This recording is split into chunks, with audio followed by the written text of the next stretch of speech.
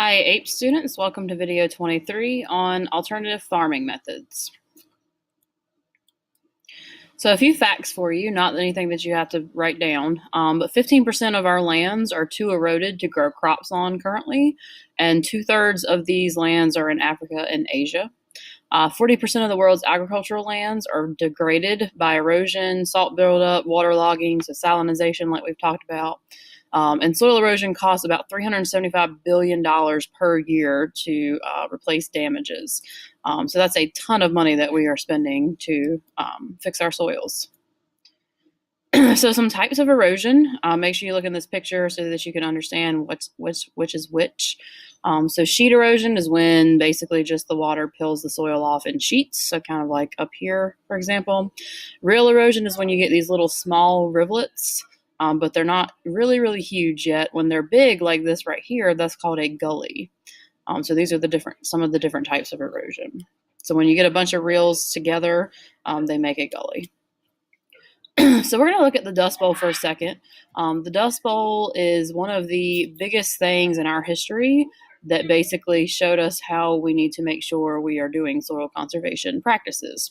So how did the Dust Bowl occur? Well, there were a bunch of different things that were happening. Yes, there was drought going on, so it was very dry. We didn't have a lot of water.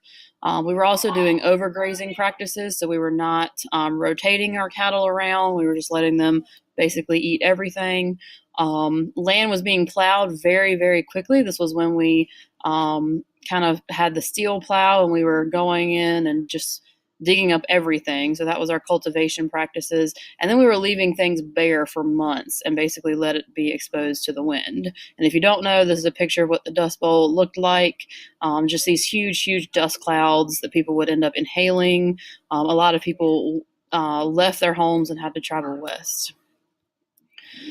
So what we're talking about is desertification, basically. This is the loss of more than 10% productivity because of overgrazing, salinization, poor management practices. You name it, it can lead to desertification. So you see over here the different types of erosion. You got water erosion, wind erosion, other soil problems that don't really have too much to do with erosion, and then chemical problems with your soil. So this can all lead to desertification. So any kind of erosion and then chemical issues. So what did we actually learn from the Dust Bowl? Basically, we learned that we need to conserve soil and do these soil conservation practices instead of just letting our cattle free graze and instead of just plowing up everything. So we established the U.S. Soil Conservation Act in 1935, and this basically said we're going to deal with soil erosion problems and put in money for dealing with those problems.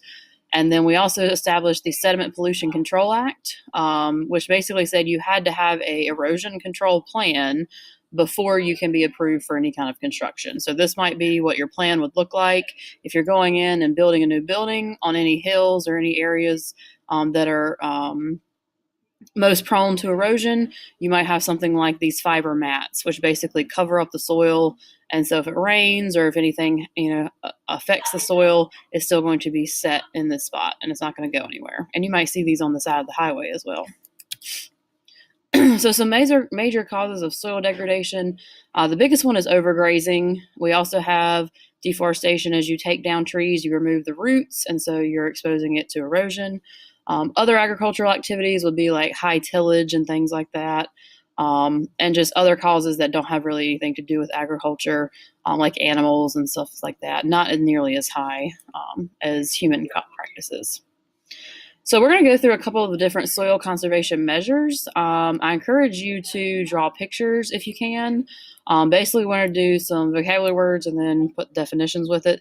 So for example, contour plowing is plowing perpendicular to the slope of the land. So if you don't know about a contour map, when it gets towards a circle, it is a mountain.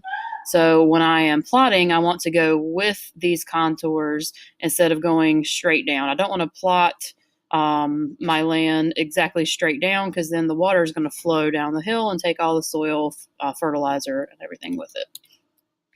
We also want to do no tillage as much as possible, or minimum tillage. So instead of just going in and disturbing the entire top layer, I want to go in and do kind of injections. So you'll see these big machines that go through and they basically have what look like needles, sort of, and they just inject the seeds into the soil instead of just rounding up everything like this is doing right here. So we're trying to disturb the soil as little as possible. Terracing is creating steps on like mountains or sloped areas. These are places that would originally not have been farmable because they were on a hill. So this kind of goes with contour plowing, another way that you can farm on a hill. And you see these steps right here. So basically the water hits, and instead of just flowing straight down the hill, it hits the surface and then it kind of gradually steps down. So it's a lot slower. Crop rotation is alternating our crops every year. So maybe one year we grow onions, the next year we grow carrots, the next year we grow broccoli.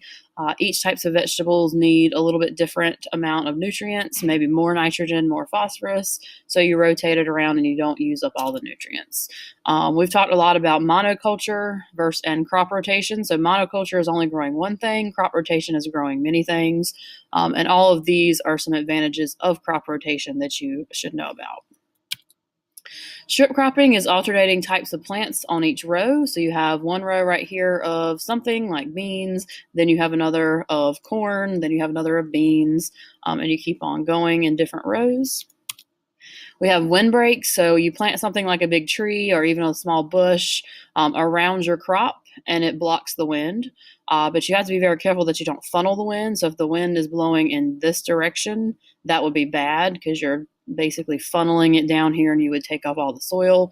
So you have to make sure the wind is going into the trees, and then the trees are going to be blocking the wind.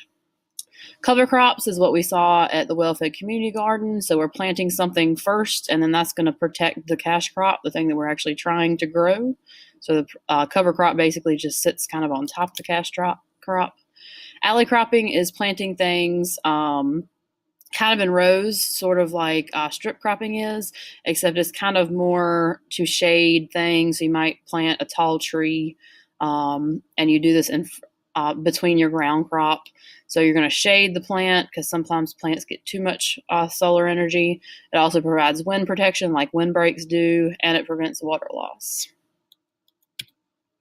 Okay, and that's it. Come prepared with your questions. And